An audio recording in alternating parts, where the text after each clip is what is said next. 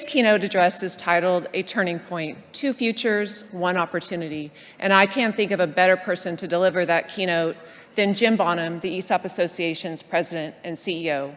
When Jim came to the ESOP Association nearly 4 years ago, it was obvious he had the political instincts, connections, and experience needed to lead a large, comprehensive national association. Since then, he has presented a clear strategic vision for TEA, informed part by his and his family's long history with employee ownership. That history goes back to his grandfather, who had a close personal and professional relationship with J.C. Penney. They believed employee ownership was both a way to help workers achieve security in their retirement and a sound business model. During Jim's career in public service, he has been a chief of staff in both the U.S. House and the Senate. He was for years known as one of the most influential staffers of either party. He then spent years at the highest levels doing advocacy work for companies and associations alike. So if there's anyone who understands when the political winds are shifting, what it means for ESOPs, and how best to anticipate and adapt our strategy, it's Jim. But today's keynote isn't solely about public policy. While that's one important piece, it's really much broader and much more comprehensive than that. ESOPs have endured so much over the last few years living and working through a global pandemic. We worked incredibly hard, we persevered, and driven by our purpose and unique culture of employee ownership that unites us and our companies, we are able to emerge in a much stronger position. But as Jim said on Wednesday at the opening of EO 2022, there are no bonus points for past performance. Now we are standing at another crossroads, not just because of this week's elections, but because choices we make now will affect us in the future. And so we need to have a vision and a plan for what comes next. Jim is here to share a vision for the future of employee ownership and the choices we as a community face. He's going to lay out some thoughts about what it's going to take to secure that future for employee owners now, to expand employee ownership to others, and to protect employee ownership for the next generation. Ladies and gentlemen, it gives me great pleasure to introduce the ESOP Association's president and CEO, Jim Bonham.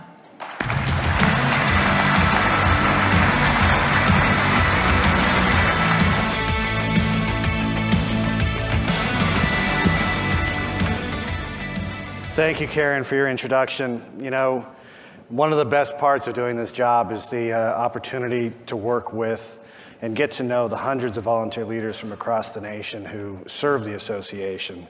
And Karen's been serving on the executive committee of the board for almost 4 years now and is expected to be our new chair starting next May. And I can say she has been one of the board members on whom I've relied most heavily over these last 4 years. You know, her expertise and commitment to the association and employee ownership run deep. So thank you, Karen, for your commitment and contributions. And by the way, happy birthday today.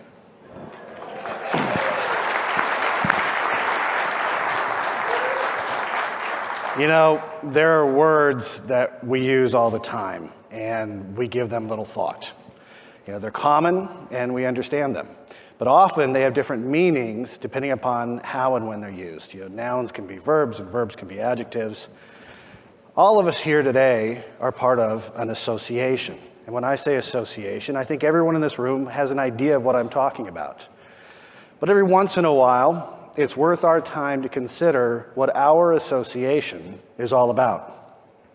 You know, association has several definitions. One is a mental connection between ideas or things. So I make an association in my mind between Karen Ellis, her company Superior Farms, and Yummy Lamb Chops. Or association can mean a connection or cooperative link between people or organizations, as in there is a close association between the ESOP Association and the Employee Ownership Foundation. But for our purposes here, we think of the word association as an entity. You know, the Oxford Dictionary defines association in that context as a group of people or businesses organized for a joint purpose. Bingo, that's us. And this begs the question, what is our joint purpose as the ESOP Association? And I think as is often the case for many things, it's going to depend on who you ask. For many, the joint purpose of our association is education and knowledge sharing. The opportunity to bring practitioners and ESOPs together for conferences like this so we may all stay abreast of the latest developments, innovations, changes, and trends. Others might say it is network building, both locally as well as nationally. That's one of the biggest attractions of our chapters, the opportunity to connect with others in our respective fields or in lines of businesses, or form mutually beneficial alliances through the association, often at the local level. Of course, then there's research and publications and our online community, The Hub. The development of best practices comes from systematic, long-term understanding of what works and what doesn't. That takes investment into research, data collection, and analysis, and then making sure that what is learned is then shared in an impactful way so those learnings can be put into practice. Then there's advocacy and advancing our common interests in the public arena. And if we're honest, this is really the bullseye of why the ESOP Association was formed in the first place. So you see, before our association existed, there were two others that had been formed in the years immediately following the passage of ERISA, the federal law that codified ESOPs into existence. They both had advocacy as their core mission, and their goal was simple: protect these new things called ESOPs that had just been created. It took a couple of years before it became clear that these two groups were redundant, and in some ways they were confusing to the lawmakers they were trying to assist. So their leaders wisely decided to merge and create one comprehensive national association for ESOP companies and the professionals who provide services to them. And that's us. But there's something very interesting about our association that really sets us apart from other business associations in Washington. Some of your companies may very well be members of these other associations. For me as a leader, I see it every single day. I especially see it when our volunteer leadership meets. And there are so many things that set ESOPs apart, but this one is sometimes so obvious we miss it. Our association is not made up of competitors. Now think about that for a minute. Why does that matter? Most associations are comprised of direct business competitors who nevertheless hold certain interests in common that are best addressed in the collective. And I'll be honest, I've worked with a lot of them over the years, and inevitably, that market competition creeps its way into the association. A favorite example I give is the National Fisheries Association that I've worked with. These are the big global fish companies, Bumblebee, Starkist, Chicken of the Sea. The competition in that market space is so fierce that when they get together for an association meeting, I swear they have to meet in a triangular room because everyone wants to sit with their back to a corner.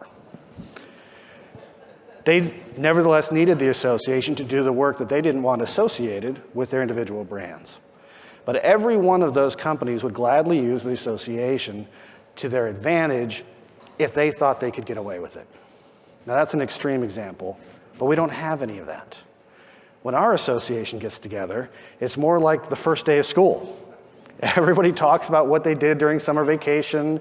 We check out each other's clothes and tennis shoes. We make plans for cocktails. All right, well, I guess we don't make plans for cocktails on the first day of school. At least I hope you didn't. But you get the idea. We have our own little ESOP families that we see at gatherings and meetings. No ESOP is trying to use our association to gain advantage over another ESOP. We are formed to do things that help everyone, to do the big things together. And there's no reason to distrust one another. Almost 5 full decades later, our association, this alliance of ESOP companies and professionals, is stronger today than it has ever been. We have more active current members today than at any point in our membership history. We are all participating right here, right now, in the largest gathering of employee owners and professionals ever. And this is happening in a period of serious economic disruption, barely coming out of a global pandemic. Our strengths today are too many to list, and we should all be proud of the thousands of small and large contributions we're all making year in and year out. And, listen, I don't want to undersell our strength as an association and the strength of our ESOPs themselves. But folks, we have some weaknesses to be sure. And as much as I would like to spend this speech celebrating how well things are going for us today, it's my job to live in the future, to know where we are going and to anticipate what lies ahead and what we will need in order to rise to meet those challenges. Today, I want to be transparent about the two futures I can see for ESOPs. and the commitment that we as an association are going to have to make. One future is the status quo, which is Latin for we've always done it this way. The other future is a difficult pathway and will require effort, talent, and resources. But most importantly, it will require us to continue to have fidelity to these things called ESOPs. Over these last 5 decades, our association has been required to step forward many, many times and do battle for our collective interests. During the 70s and early 80s, it was like the Wild West for ESOPs because they were new, and there were some very real and impactful benefits for the people who were forming them. Professionals and businesses were just starting to figure out how to even set them up, and there was a lot of trial and error, and certainly some mistakes were made. On the regulatory side, in the 70s, the IRS and the Department of Labor were just starting to take on their broad new responsibilities for retirement plans as outlined under ERISA. 1978, 81, 84, 86, 89, 97, 2001, 2006, 2010, 2017, and even 2021. Each of these years, Congress took up and passed large changes to tax law that could have reduced the benefits and advantages to an ESOP for a founder, for the company, or for the employee owners themselves in their retirement. In most of these years, despite starting with proposals that would do harm, Congress ended up improving ESOP benefits. In the 90s, ESOPs came under scrutiny because of abuses. Remember Enron? Their leaders used an ESOP to commit fraud against employees and investors. In all of these moments, our association, our group of people who have come together for a common purpose, rose to the challenge and protected or advanced our interests in the public arena. During COVID, I'm sure many of you took on a special fun project at home, or maybe made a purchase because, well, we were all working remotely and, you could. Something that didn't make sense before because you were going to the office every day and really not home enough. They say something like 23 million pets were adopted during COVID because people were working from home. My wife and I, we like movies. So our COVID comfort was the installation of a home theater system. The one with the giant screen that lowers down and the projector mounted on the ceiling.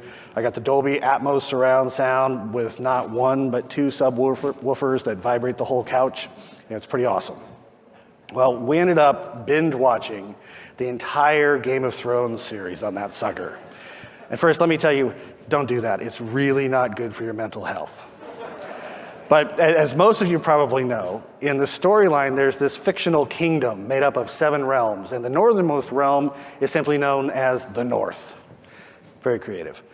And beyond the North is this wild area where bad things exist, and these bad things have attacked the kingdom in the past. So there's the Night's Watch, and they stand on this enormous wall and they protect the kingdom. But it's been something like 800 years since anything actually attacked them. And there's like 40 of these guys left, and most of them are old, or they're degenerates, or they're really not suited for battle. Their warnings of winter is coming causes snickers and eye rolls. Their numbers have dwindled, their defenses atrophied, and their tactics have forgotten. And I have to tell you, sitting on that couch watching that show, at moments during COVID, I would be thinking to myself, oh crap, that could be us. Folks, we have some pretty serious challenges ahead, and I'd like to walk you through those today. As ESOP companies, far too many of our businesses think about our ESOPs and our association only through the prism of culture and employee engagement. We think of our ESOP in terms of managing the administrative responsibilities that come along with a federally regulated qualified retirement plan. Things like plan administration, annual evaluations, and reporting. But I'm asking you for the next 20 minutes or so to think about your ESOP in a different way. Think about your ESOP in the context of all ESOPs, in the context of being one among many, in the context of being part of something larger. I ask you to join me in understanding the warning signs for the road ahead and what we can all do about it. Now, anyone who has spent time studying crisis prevention is familiar with the 4 major phases of a crisis. There's the pre-crisis or prodronal stage, if you want to be academic about it. And this is sort of the warning stage. The crisis hasn't happened yet, but there are signs that may or may not have been recognized. Then we move into the acute stage. This is the crisis itself. And it's worth noting that when we think of a crisis, we usually think of something that is sudden. Boom, it's on us. And we see it and experience it with urgency. But that is most often not actually the case in the way a crisis develops. Most crises are more slow-moving. They build to a tipping point, and then there's a real problem. It's like my kids piling up dirty dishes in the kitchen sink. First it's just a cereal bowl, then it's a coffee mug, and a couple lunch plates, a pan, and before you know it, somebody is in serious trouble when mom gets home. This acute stage of crisis can take a while to build up, but when it's on you, you know it. The next is the chronic phase. This comes after the threshold has been crossed, the breach has occurred, and then there is a major situation underway. If you can avoid this, this is what you want to avoid. Something impactful and dangerous has happened, and now your organization has to deal with it. There's no turning back. Mom came home, went into the kitchen, and now this shit's getting real. Finally, there's the resolution stage. This is where the corner gets turned. Perhaps a danger turns into an opportunity. You've absorbed the shock, taken the hit. There's still danger and risk, but life begins to move forward again. This is around the time where my son would ask, "Hey, Mom, the kitchen's clean, what's for dinner?" When you listen to our professionals, our executives, our trustees, our lenders, there are some very distinct issues that have been piling up for a while. In that pre-crisis phase, that will impact or may have already begun to impact all of your businesses sooner or later. And it's the combination of these large issues, the cocktail they are creating, that places ESOP somewhere in that pre-crisis to acute stage. Now, there are 4 major buckets, and I certainly see them as related to one another. The first warning sign has been around for a while, that the rate of attrition of existing ESOPs versus the rate of creation of new ESOPs for years now has been roughly equal. But there's a new twist: the emergence of unregulated alternatives to ESOPs.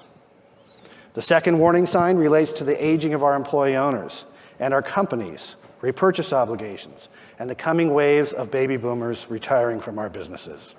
I'm going to call this the pig through the python issue, meaning no disrespect to the pigs. But these also relate to the third area of finance and lending, particularly at the mezzanine level, and the growing shadow of a different flavor of regulatory scrutiny coming our way. And finally, the last warning sign is the rise of opportunistic lawsuits, government oversight and investigation, and the availability of insurance. All right, let's talk about this issue of attrition versus creation. For that matter, let's even start with why you should even care. It's a fair question, right? Your company already has an ESOP, so it doesn't really matter to your business if some other company somewhere becomes an ESOP or stops being an ESOP, right? So why should we care as an association? Without a doubt, the number one reason that a company stops being a member of the association is because they terminated their ESOP. And when we ask them why, the answers are almost always the same. Well, it just became too much to handle and we didn't think we were getting a lot out of it. Those are really pretty rare. Or we received an offer that was just too lucrative and our plan required our trustee to entertain it and we sold. Or, and this one is becoming much more common, we couldn't manage our repurchase obligation without starving the company, so we had no choice but to sell. It is a rare incident that the company stopped being an ESOP because the company itself failed. Mostly, these companies are graduating out because of their success. They have become a ripe target to be acquired, or their valuation has grown, and too much is held by too few, and those few are ready to retire. Now, this has contributed to a popular myth about ESOPs. We've all heard this. They must not be very successful because there aren't very many of them. Or there would be a lot more ESOPs if everything you say about them were true. Each year, somewhere around 250 new ESOPs are formed, give or take. And I think anecdotally, that number has actually picked up quite a bit in the last couple of years. But the publicly available data from the Department of Labor usually runs 2 to 3 years behind, and the 2020 data is just now coming out. But on the flip side, each year about 250 ESOPs are terminated. And those planned terminations are not because the companies are failing. Top reason is they've been bought. But a top driver of that, as I've said, is the repurchase obligation. Sustainability of the enterprise through employee transitions is key to the future growth of ESOPs. And as an employee owner, this should matter to you, especially for all of you younger employee owners out there, because you want an enterprise that can last a long time. You should ideally want to be able to cash out your stake when you retire, and that there's a plan to repurchase your interest without putting the whole enterprise at risk or forcing the company to be sold. Okay, but why do we care if more ESOPs are formed to replace those that are leaving? You've all heard the saying that if you're not moving forward, you're moving back. That applies to us in the collective in the eyes of the public and policymakers. You know, in early September, the Employee Ownership Foundation qualified under some very, very strict ethics rules to be a nonprofit entity that is allowed to pay for congressional staff to travel. You know, we sought this qualification so that we could pay for the 6 most influential aides in the US Senate on our issues, 3 Republicans and 3 Democrats, to travel to the United Kingdom for a week and attend the 2022 Oxford Symposium on Employee Ownership that we were sponsoring. Now, these are staffers who have direct and immediate influence over all of us. They all wanted to be helpful, and they were deeply grateful for the opportunity to take the time and make a deep dive into employee ownership. But they were also all very candid. Their bandwidth to focus time and effort on such a very, very small population of companies and such a small portion of their issue portfolios was extremely limited. If we do not grow in size and influence, the accumulation of issues that is coming forward and the effort that's going to be required to resolve them will eventually overtake us. Perhaps more dangerous to the future of ESOPs is the fact that there are unregulated alternatives starting to emerge. You know, we often curse the Department of Labor. I like this picture. But in the end, the DOL stands as a protector of the employees. Unfortunately, their zeal for baseless investigation has become so corrosive to new ESOP formation, it's incentivizing firms to abandon the business model. It's also a key driver in the new interest to find alternatives to ESOPs, like employee ownership trusts, which are growing at a massive rate in the UK. But to me, those trusts are not truly employee-owned. To be sure, the profits and benefits of those enterprises are being more fairly distributed to the employees. But the employees don't actually own anything like they do in an ESOP. The employees are not growing equity, and all they get is some additional bonus compensation at the end of the year. And we all know that the real financial magic of an ESOP is the compounding value of those shares over the lifetime of an employee. And there are other competitors to ESOPs emerging as well, like those being pursued by private equity firms such as KKR. And I don't want to be mistaken. I am glad that these investment houses are finally realizing that the employees of the companies they take over should be realizing more of the upside. But I also do not see their approach as actual employee ownership either. It's really more like silver handcuffs. The employees of those firms do not realize a penny if they leave for any reason at all, including retirement. They only experience a financial benefit if the company gets sold by the equity investor for a profit. Now, these are becoming attractive alternatives because they're unregulated. They're attractive alternatives because they're not exposed to opportunistic lawsuits anywhere close to the degree that ESOPs are. So those 250 new ESOPs a year might become 200 new ESOPs a year. And that gap between new ESOPs and terminating ESOPs widens to the bad. And over time, the 6,500 ESOPs today become 6,000, and then 5,500, then 5,000, and at some point our critical mass is in serious jeopardy. We can't support the same number of professionals in those scenarios. There are more stories about ESOPs going away, and that's bad for all of us. All right, let's talk about the second major warning area, the aging of our employee owners and the repurchase obligation, and the coming wave of baby boomer retirements. My pig through the python analogy. You know, after 5 decades of ESOPs, we know so much more about the natural life cycles that our businesses will all experience as it relates to ownership than we did when this whole experiment started. If you are a new ESOP or forming an ESOP, I implore you to invest the time and energy to really learn from those who have been the trailblazers before you. You need to understand sustainability. You need to understand how the attributes of your unique plan play into that sustainability. And you need to understand the effect of your employee demographics on your repurchase responsibilities. Now, what do I mean when I say sustainability? Simply put, can your business manage the required cash payments to departing employee owners without jeopardizing ongoing sustainability of the enterprise for everybody else? When Congress created ESOPs, they also created tax breaks for their operation. The deductibility of interest and principal for leveraged ESOPs.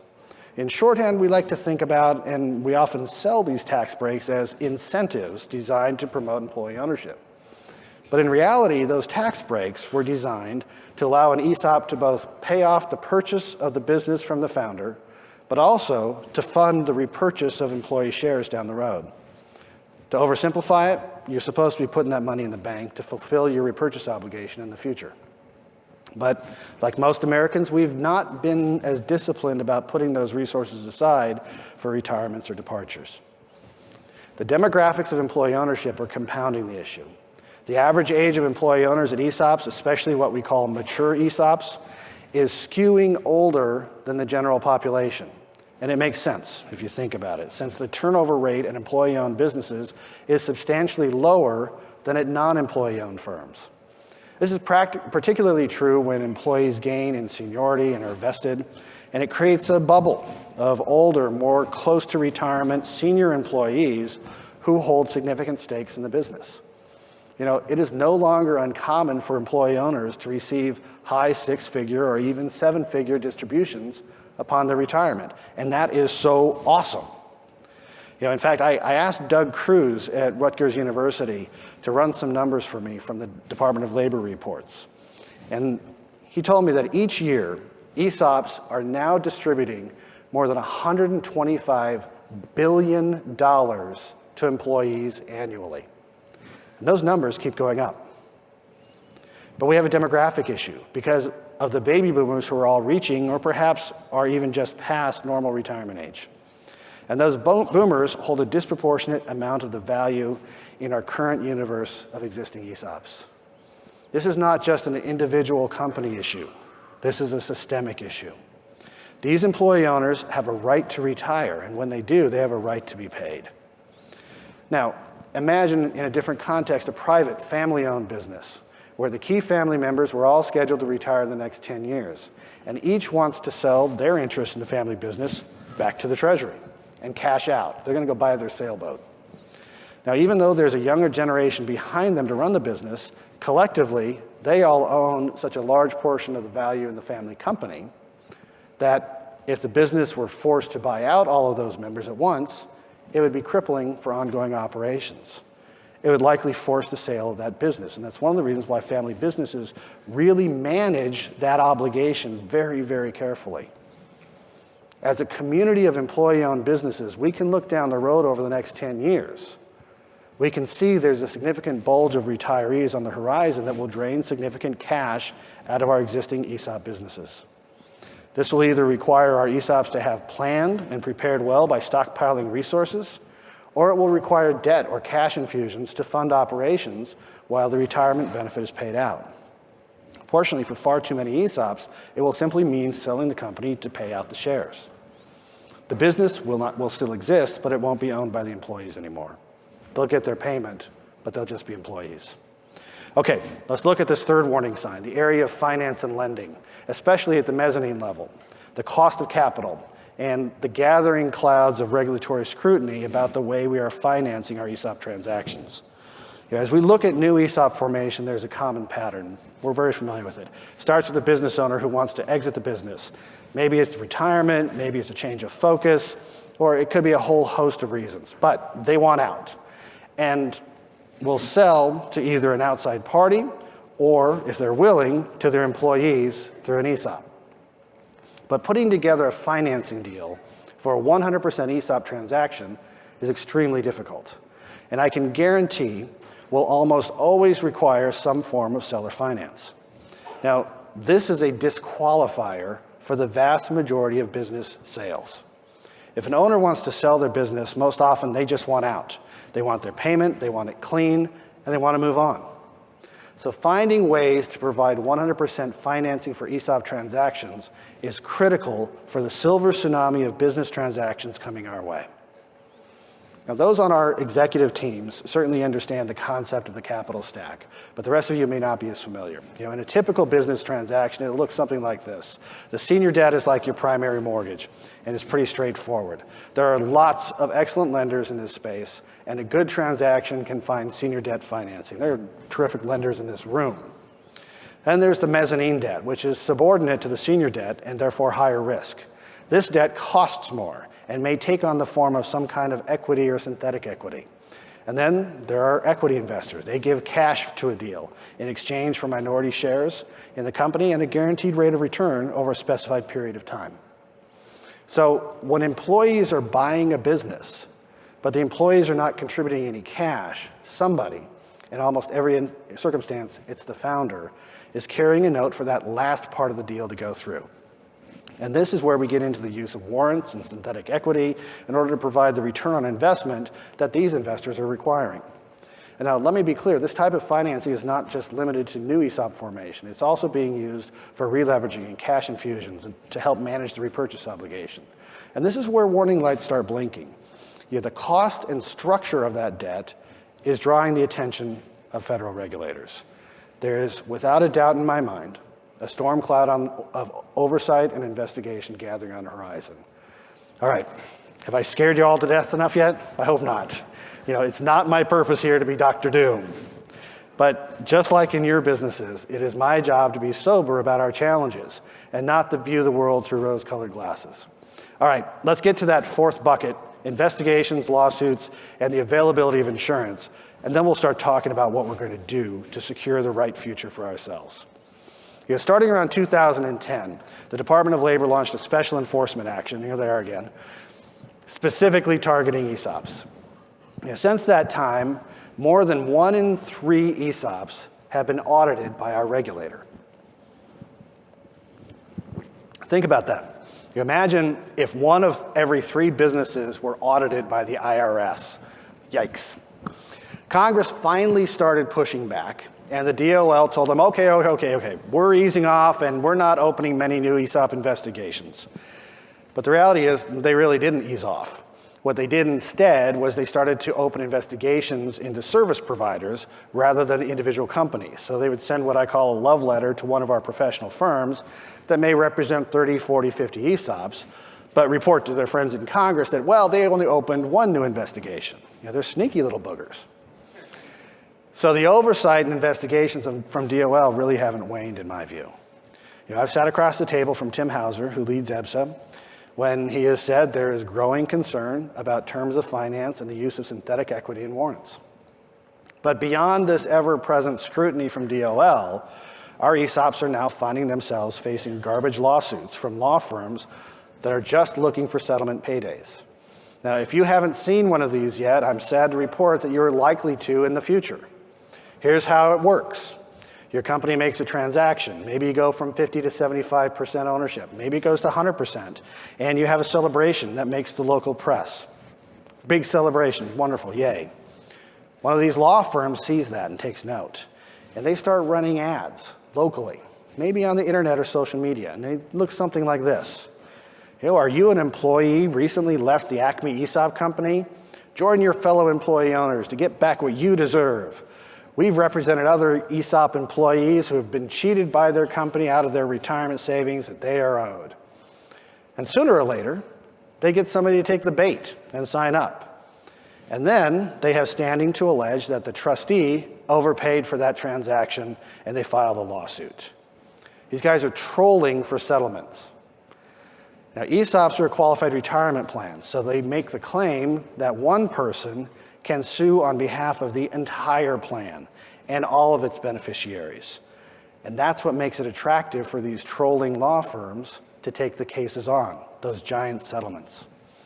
Now, they're also trying to short-circuit the class action lawsuit requirements by signing that first person up. These firms know that our insurers are much more likely to go into settlement discussions, regardless of the merit of the claim, than to risk the time and expense of going through a trial. Now, the effect of this 1-2 punch of government investigation and junk lawsuits causes our insurers to retreat from the market. Almost all of the major insurers have withdrawn. Companies like Travelers and Chubb are no longer writing new policies for ESOPs. Others are raising their rates to such a degree that it is uneconomical to keep them. If we can't insure our trustees so they can do their job, nobody will be willing to be a trustee. And without trustees, you can't have an ESOP. All right, I hope I've painted a picture so you now see some of the things I see where I sit and what's keeping me up at night. We have an issue with negative growth in the number of ESOPs. We have the pig through the python issue. We have the cost of capital and finance issue for transactions and releveraging. And we have a legal defense issue against both government and junk lawsuits. All of these buckets are out there at some level of the pre-crisis stage. And that means we can still do something about them. We've detected them, or at a minimum, develop strategies to blunt their impact. All right, let's go back to that idea of an association. Our group of people or businesses organized for a joint purpose. This is really what it's all about, folks, right? We're all members of this association to make sure these amazing things called ESOPs survive and thrive. So what are we doing about it now? And what do we need to do about it in the future? There are two futures ahead. One where we continue along the current path and let nature take its course. Or one where we organize, resource ourselves, become purposeful about mitigating these dangers, and we shape our own course. Anyone want to guess what direction I want to go?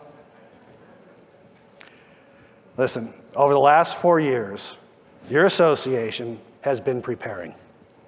Our volunteer leaders at every level already had the forethought to get our house in order. Over the last 4 years, we have undertaken sweeping modernization of our association. But there are a few things left to be done, but then we're going to be able to really bend the trajectory that we're facing. The leaders on our boards and committees have examined our governance models, and we have retooled our technology and our management infrastructure. We've grown our membership above record levels, and our participation in association educational activities has never been greater. In 2021, we formed our first ever Public Policy Council, and for the last year and a half, they've been hard at work developing our procedures and identifying the top policy priorities. But more so, they've been formulating actual proposals to take to Congress, government agencies, and state legislatures. We're not going to wait for the problem, we're going to go fix it. We have been formulating legal strategies, exercising our rights under existing laws like the Administrative Procedures Act, and filing briefs in cases that are likely bound for the United States Supreme Court. Our Policy Council has been focused on whittling down the problem areas in our future. We can't address them all at once, but we can start taking them off the list one at a time. And we're ready.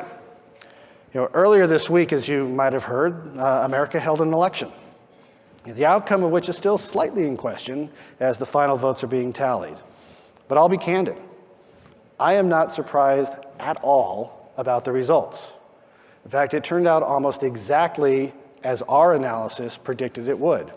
And if anybody's doubting that, there are people who attended the CEO Summit in August, or the Midwest Regional event in September, or the California Western States Conference in October, and heard us predict exactly what happened.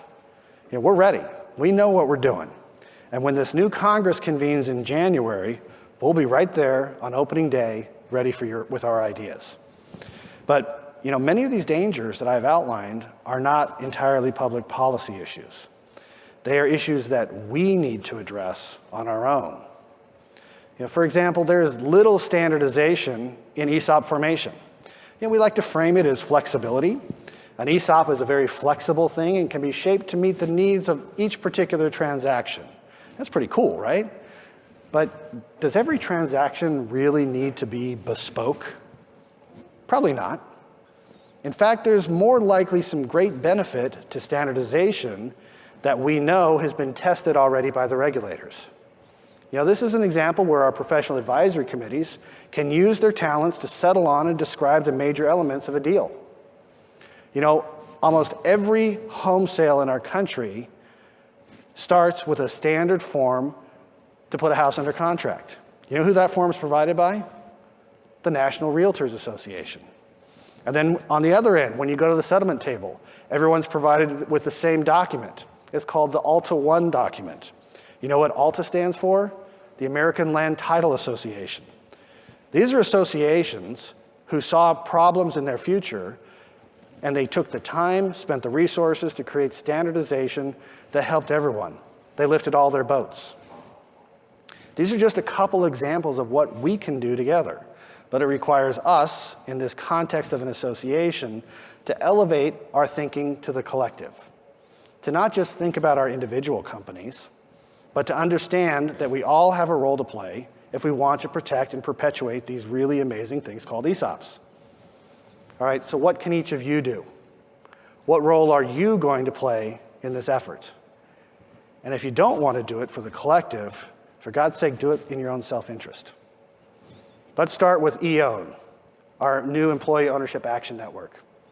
This is about the lowest personal investment you can make into the association, but it's important.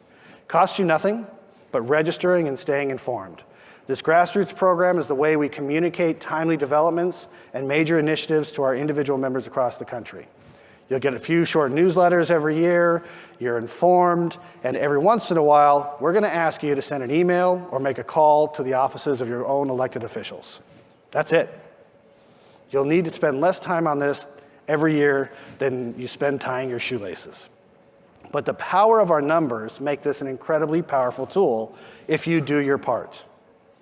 If you're a professional, volunteer for the Public Policy Council and our advisory committees. Draft articles, help formulate best practices, engage. Look at the bigger picture, look at your own business models, and question how you charge.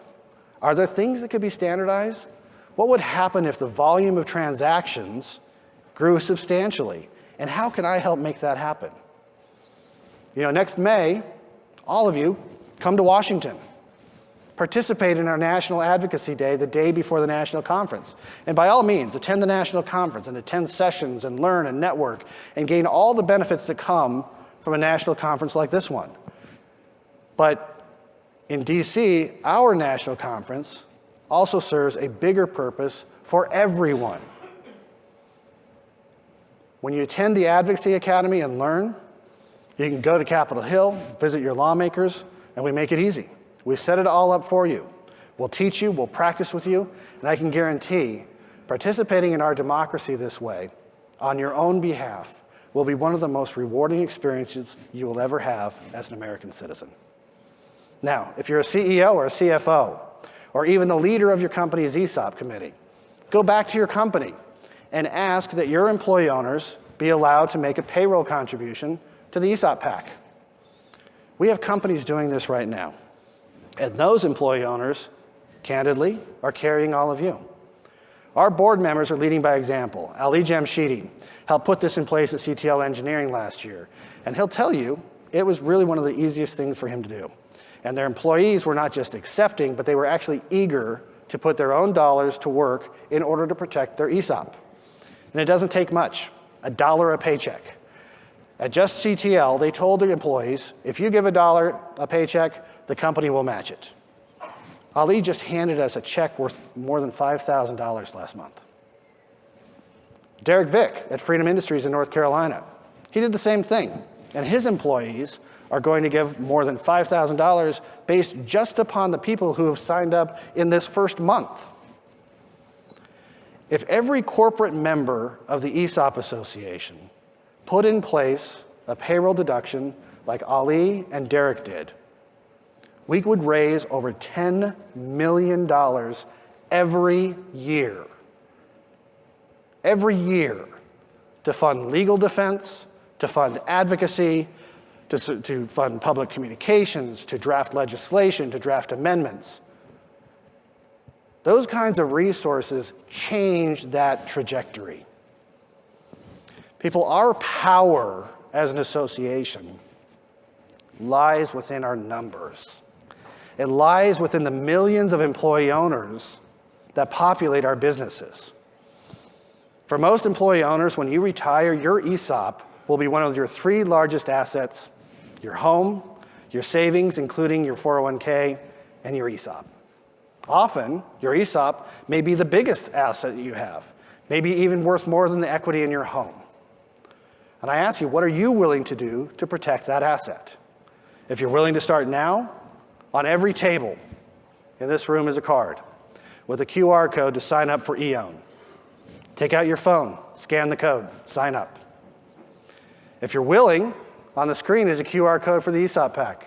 Scan it, learn about it, advocate at your own company for a payroll deduction. We will make it easy for you. Ladies and gentlemen, you have been blessed because you work at a place where you have ownership. Your life is not being rented just for a paycheck.